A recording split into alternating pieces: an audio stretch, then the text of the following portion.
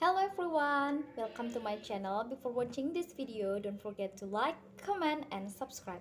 Now let's start this video. China's maritime law enforcement activities in the South China Sea Part 2. The same spokesperson later alluded to the position that China had sovereignty over this part-like island and their waters, and both China and Indonesia have normal fishing activities there. He ambiguously stated, China has sovereignty over the Nansha Island and sovereign rights and jurisdiction over the relevant waters. Our position is in accordance with international law. In the meantime, I would like to stress that China and Indonesia don't have dispute over territorial sovereignty, though they have overlapping claims of maritime rights and interests in some area in the South China Sea.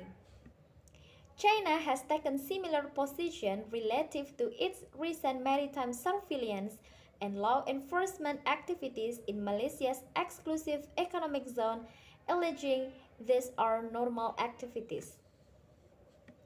China also based its maritime law enforcement activities involving Vietnam on China's sovereignty, stating in April 2012 that it was simply curbing illegal activities in China's waters when a Vietnamese fishing vessel rammed into China Coast Guard ship 4301 and sunk off the disputed Paracel Island. Vietnam rejected China's version of events, promptly producing a video of a large Chinese vessel casing and ramming the wooden fishing boat.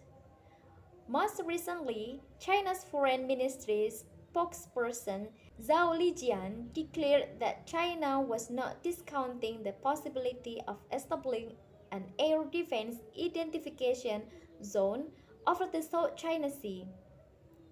Nothing in the light of the air security threats China faces about relevant waters of the South China Sea, China will carefully and prudently study the issue taking into account all factors. This statement suggests that China anchors its legal authority to conduct maritime law enforcement activities on its claim to all the maritime and territorial areas covered under its 9-line map. Such a claim openly contravenes China's obligation under the 2016 arbitral award not to draw any maritime entitlements from the map, as well as by implication not to conduct maritime law enforcement activities premised on maritime entitlements that are in the tribunal's word without lawful effect and thus violate UN clause.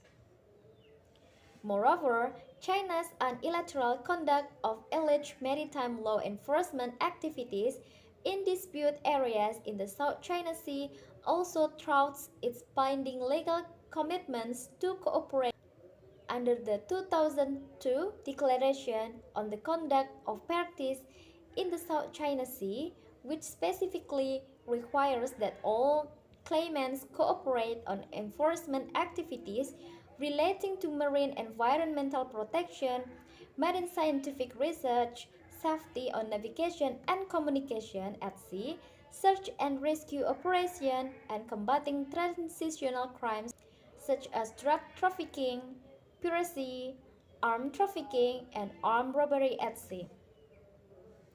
The same declaration states that the parties to the disputes would undertake to exercise self-restraint in the conduct of activities that would complicate or escalate disputes and affect peace and stability.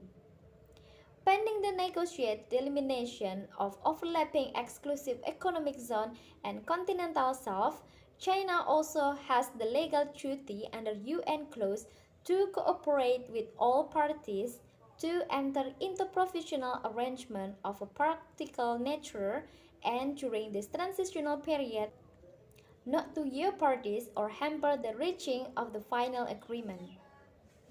Maritime law enforcement activities conducted outside the UN clause legal framework hamper effort to reach final maritime delimitation agreements between the several claimant states to the South China Sea. This this is precisely why at the 36th Association Southeast Asian Nation or ASEAN Summit on June 2006-2020, all 10 member states declared that UN clause is the basis for determining maritime entitlements, sovereign rights, jurisdiction, and legitimate interests over maritime zones. We reaffirm the importance of maintaining and promoting peace, security, stability, safety, and freedom of navigation in and overflight above the South China Sea and recognize the benefits of having the South China Sea as a sea of peace, stability, and prosperity. We underscore the importance of the full and effective implementation of the 2002 Declaration of the Conduct of Parties in the South China Sea in its entirety.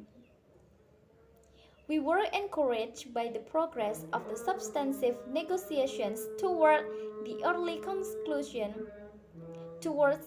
conclusion of an effective and substantive code of conduct in the South China Sea or COC, consistent with international law, including the 1982 UN clause. We welcome the completion of the first regarding of the single draft COC negotiating text.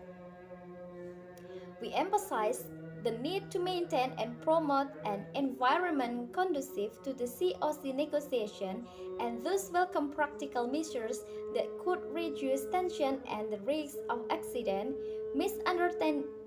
misunderstanding, and miscalculation. We stress the importance of undertaking confidence building and preventive measures to enhance, among others, trust and confidence among parties, and we reaffirm the importance of upholding international law, including the 1982 UN clause.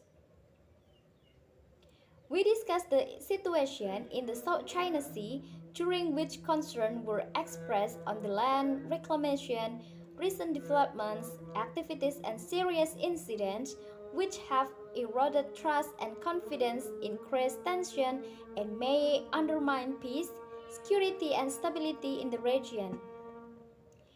We reaffirm the need to enhance mutual trust and confidence, exercise self-restraint in the conduct of activities that would complicate or escalate disputes and effect peace and stability, and avoid sections that may further complicate the situation, and pursue peaceful resolution of disputes in accordance with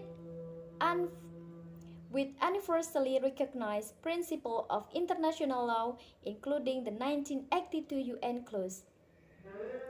We reaffirm that the 1982 UN clause is the basis for determining maritime entitlement, sovereign rights, jurisdiction, and legitimate interests over maritime zones, and the 1982 UN clause sets out the legal framework within which all activities in the oceans and seas must be carried out.